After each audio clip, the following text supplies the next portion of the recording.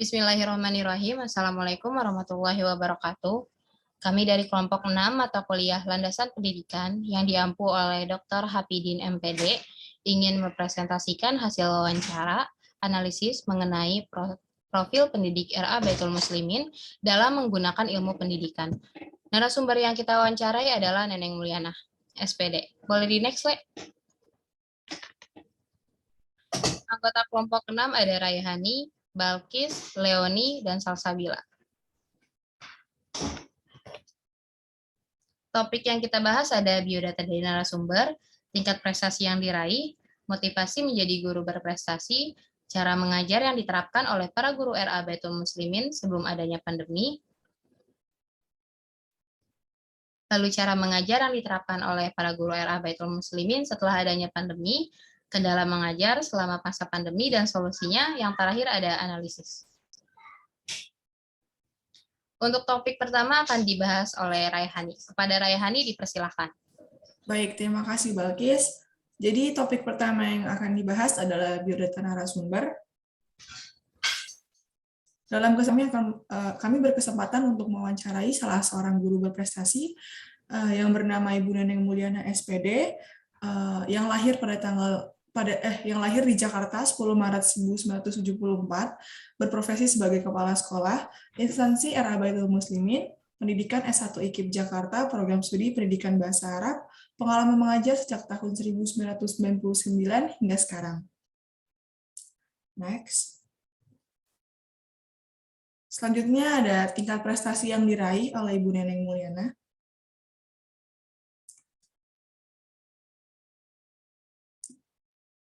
Oke. Beliau terpilih sebagai guru yang berprestasi di suatu lomba pemilihan kepala RA yang berprestasi tingkat nasional Kementerian Agama tahun 2020.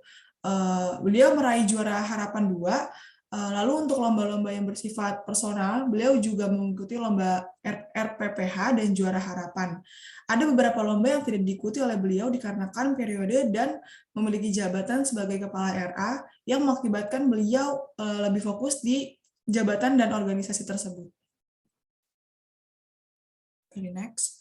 Selanjutnya akan dibahas oleh rekan saya, Salsa. Baik, terima kasih Rehani. Di sini topik yang ketiga ada motivasi menjadi guru berprestasi. Next. Motivasi Bu Neneng Mulyana SPD menjadi guru berprestasi di sini ada 3. Yang pertama, menjalankan amanah dengan sebaik mungkin. Yang kedua, bersungguh-sungguh. Dan yang ketiga, tanggung jawab. Jadi dalam menjalankan tugasnya, Ibu Neneng Mulyana SPD memegang prinsip amanah, tanggung jawab, dan bersungguh-sungguh. Beliau berkata, apabila niat kerja kita hanya untuk mendapatkan pujian, mendapat biaya atau hadiah, itu tidak menjadi hal yang utama di hati kita. Karena apabila kita kerja karena ingin mendapatkan embel-embel, nanti akhirnya kerjaan yang kita lakukan tidak ikhlas, ada perasaan capek dan merasa tidak dihargai. Namun kata beliau, ketika kita melakukan sesuatu dengan bertanggung jawab, amanah, bersungguh-sungguh, mau mencoba dan berpikir terus-menerus, pada akhirnya membuat kita termotivasi untuk terus membangun untuk memberikan sesuatu yang lebih baik.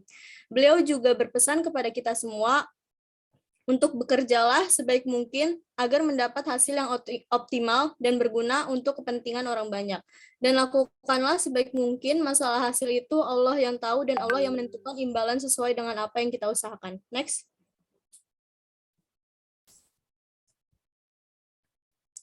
Di sini ada topik yang keempat, cara mengajar yang diterapkan oleh para guru RA Baitul Muslimin sebelum adanya pandemi. Next.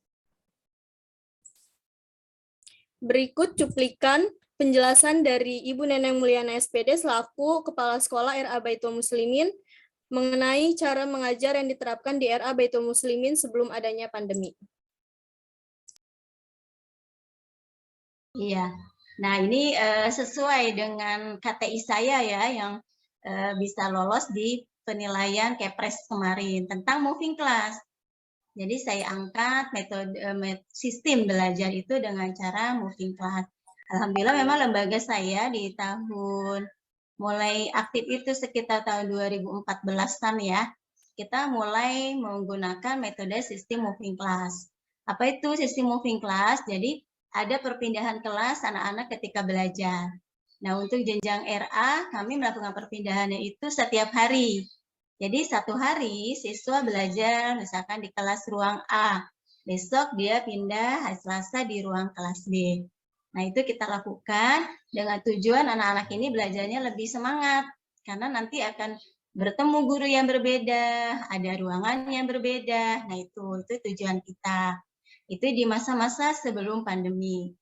Ya, jadi ketika pandemi off dulu sistem ini karena nggak mungkin dilakukan. Begitu.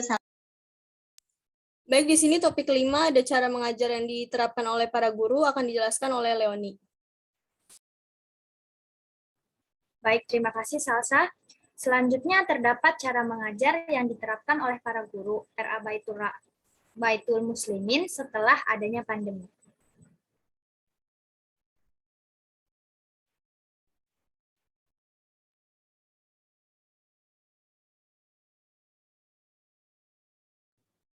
Berikut adalah cuplikan video penjelasan dari Ibu Neneng Mulyana SPD selaku Kepala Sekolah di RA Baitul Muslimin.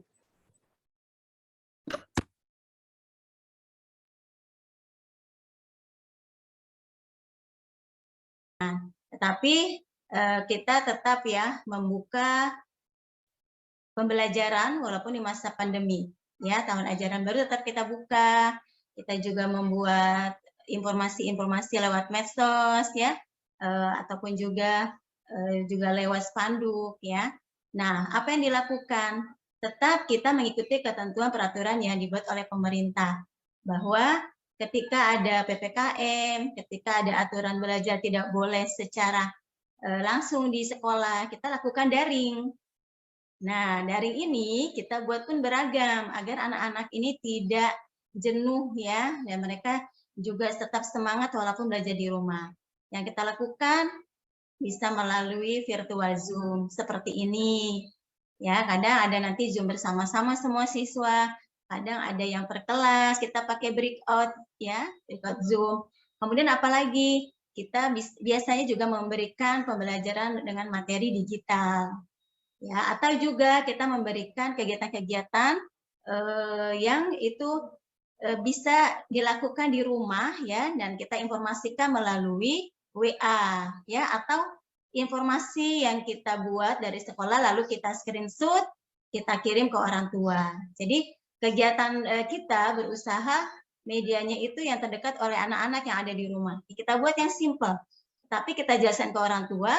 Semua kegiatan itu ada maknanya, ada tujuannya buat anak-anak kita. Tidak sekedar mereka misalkan memegang sendok ataupun mereka misalkan menuang air, tidak hanya sekedar cuma melakukan sesuatu tapi ada tujuannya. Ini kita adakan apa ya?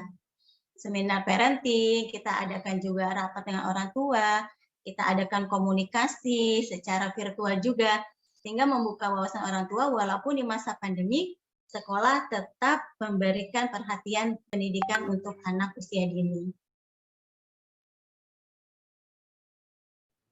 Baik, selanjutnya terdapat kendala mengajar selama pandemi dan juga cara mengatasinya.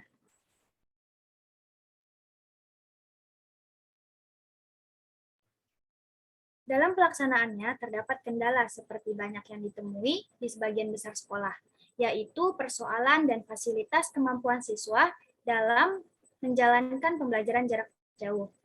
Dalam kasus sekolah pada RA Baitul Muslimin, terdapat contoh masalahnya seperti adanya permasalahan pada jaringan, serta ketersediaan Wi-Fi dan kuota yang dimiliki oleh siswa di RA Baitul Muslimin. Lalu yang kedua, gawai yang dipakai oleh satu keluarga. Pada kendala ini, Ibu Neneng sebagai pendidik mengupayakan solusi dengan berdiskusi bersama orang tua tentang jam pembelajaran yang tepat agar tidak ada pihak yang dirugikan.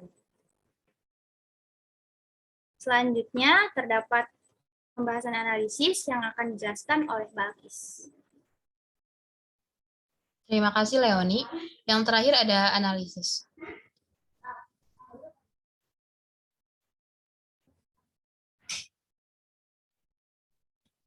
Di analisis ini kita memperkaitkan metode yang dipakai oleh RA Baitul Muslimin dengan tokoh-tokoh PAUD. pendidikan yang diterapkan di RA Baitul Muslimin. RA Baitul Muslimin sama dengan pendekatan yang dikemukakan oleh ahli PAUD berkebangsaan Italia, yaitu Maria Montessori, yang berfokus pada kegiatan anak untuk mengoptimalkan kecerdasan anak. Pendekatan ini dikembangkan dari hasil kajian pendekatan Montessori, Highscope, Head Start, Reggio Emilia. Pendekatan yang dimaksud adalah pendekatan BCCT, yaitu Beyond Center Circle Time. Metode pengajaran yang diterapkan di RA Baitul Muslimin adalah perpindahan kelas atau moving class, dengan tujuan agar anak memiliki pengalaman untuk bersosialisasi dengan guru lainnya, dapat beradaptasi dengan lingkungan baru, suasana baru, yang mana ini sama dengan pendekatan BCCT yang menyelenggarakan pendidikan untuk anak usia dini dengan pengalaman yang menyenangkan agar anak termotivasi untuk mencoba hal-hal yang baru. Lalu tujuan pendekatan BCCT adalah merangsang kecerdasan anak agar anak itu lebih aktif, meningkatkan kreativitas anak, memperdalam banyak pengalaman-pengalaman yang baru di anak. Lalu pembelajaran moving class ini memiliki prinsip yang sama dengan pendekatan Reggio Emilia, di mana anak bisa membangun sendiri proses pembelajaran, anak bisa mengembangkan kemampuannya melalui interaksi dengan guru atau temannya, dan lingkungan kelas adalah tempat di mana anak bisa banyak belajar dengan baik. Manfaat dari pembelajaran Reggio Emilia ini adalah membuat para siswa itu menjadi menyenangkan, menarik, mendorong anak untuk kreatif dan aktif. Boleh di next?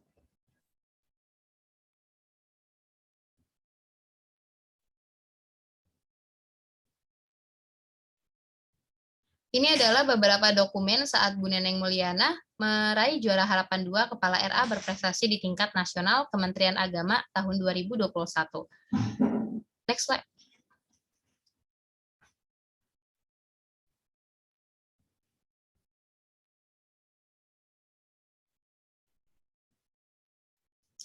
Next. Terima kasih, mungkin cukup sekian yang dapat kami sampaikan. Kurang lebihnya mohon maaf. Wassalamualaikum warahmatullahi wabarakatuh.